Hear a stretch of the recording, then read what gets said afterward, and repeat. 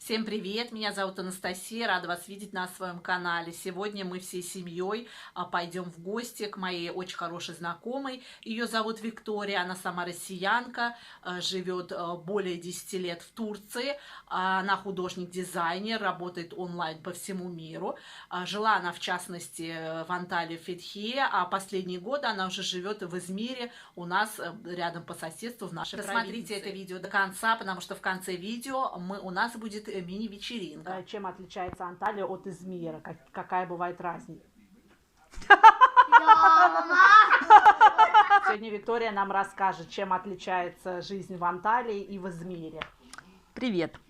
Анталия и Измир оба большие города, но Анталия туристически, в отличие от Измира. А для тех, кто интересуется покупкой недвижимости в Анталии, хочу сказать, что сейчас очень плохое время для покупки, потому что кроме высоких цен, сейчас очень быстро меняются правила, очень сложно купить квартиру именно в том районе, где потом вы сможете со временем получить гражданство по этой квартире.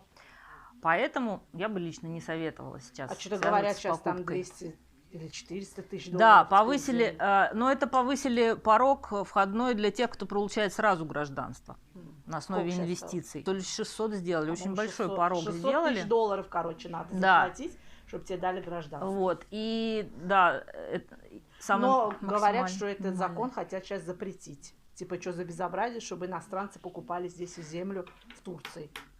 Ну, типа, это только местные должны делать. Ну, это в разработке закон. Да, это мы пока точно не знаем. Но, в общем, сейчас, по моему мнению, не очень удачное время для покупки недвижимости, тем более в Анталии. У меня, в общем, подписчики часто спрашивают. У меня взрослые женщины есть, мужчины уже такие в возрасте, у кого там давление, гипертоник, у кого там еще что-то. Как, в общем, погода? Вот в Анталии и в Измире, вот какая разница? В Анталии выше влажность намного. Это надо иметь в виду, особенно гипертоникам и сердечникам. В жару потому что в жару там может быть и 40 градусов, бывает и выше, но там даже в 30 градусов уже тяжело из-за влажности. Конечно, это как верблюд. Да, конечно, да? Если вы не ходите на работу, сидите дома под кондиционером, а ходите на море купаться в 6 утра, то можно и там сколько месяцев там, скажи? Лето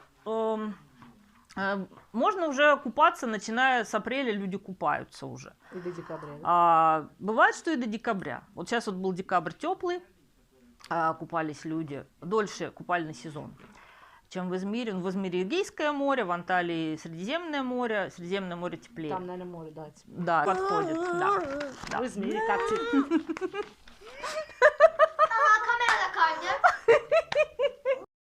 А в Измире как тебе погода?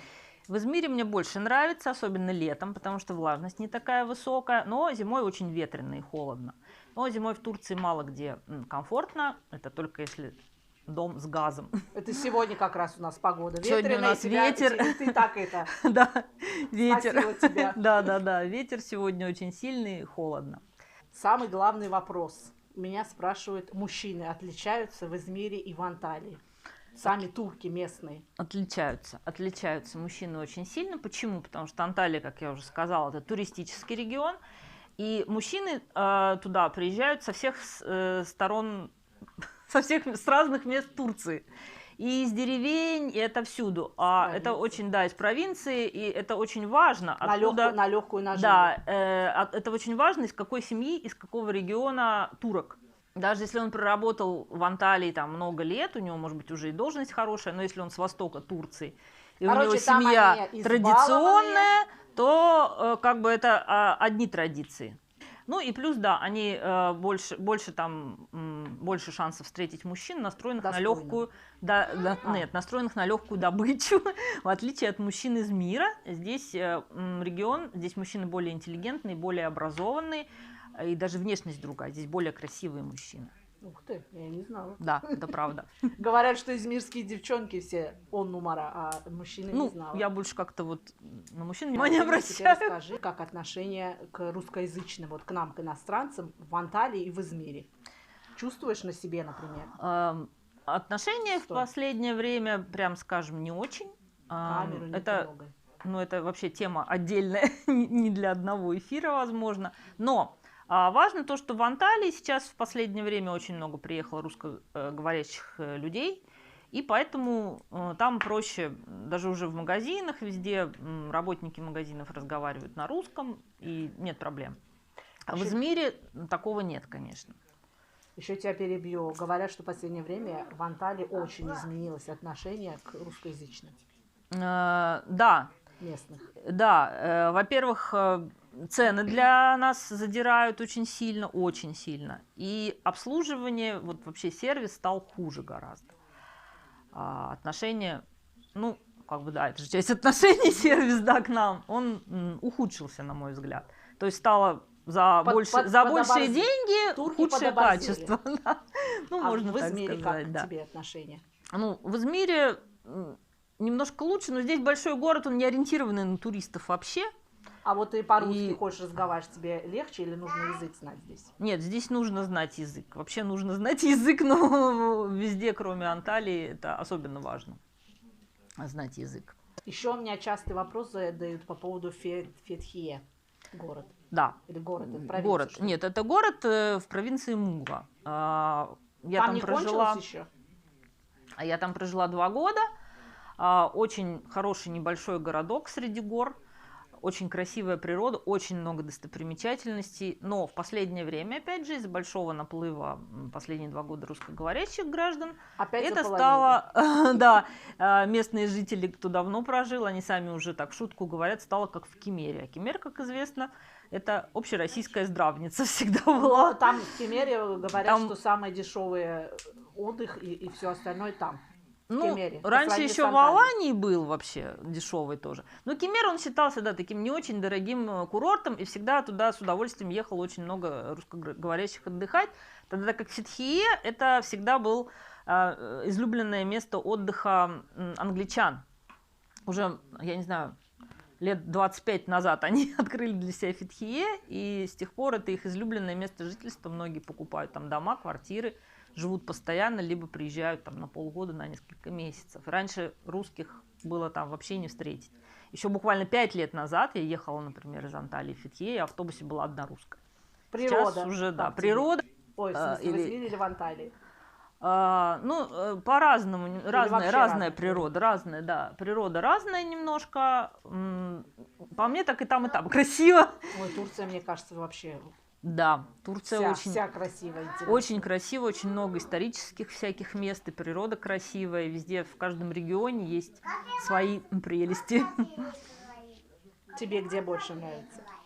Или ты уже нормально? Мне уже везде нравится. Мне единственное, что больше нравится, все-таки маленькие городки, такие как Фетхи. А в большом городе мне уже как-то немножко шумно.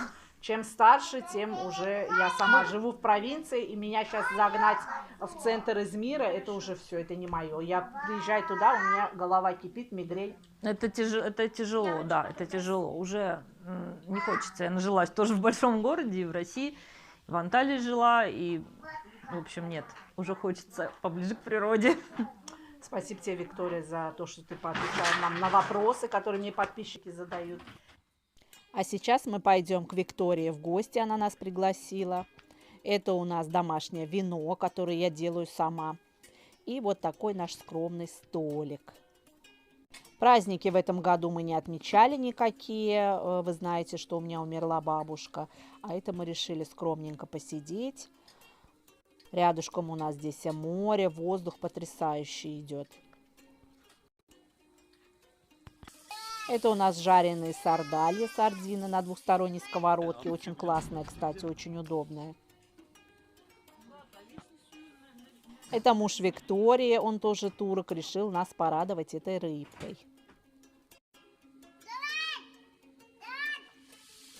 У нас в провинции Измира пока еще не везде проведенный газ, поэтому мы пользуемся вот таким газовым баллоном. Это ты сейчас что делаешь? Коктейль какой-то? Это я делаю вообще элементарный коктейль. Машенька, давай еще капельку. Облизать надо вот так, как и потом желание загадывать. Нет, Мурату сделаю с соком. Но это не раки, да? Это просто водка. Нет, это обычная вот это вот.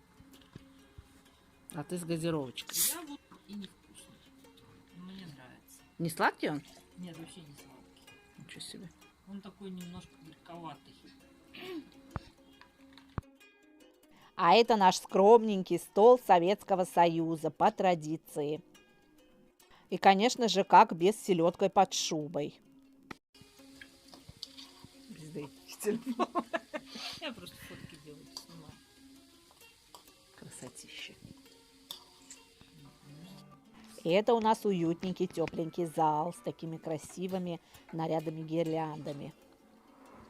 А это у нас потрясающий вкусный Наполеон. Готовится он очень быстро и очень легко.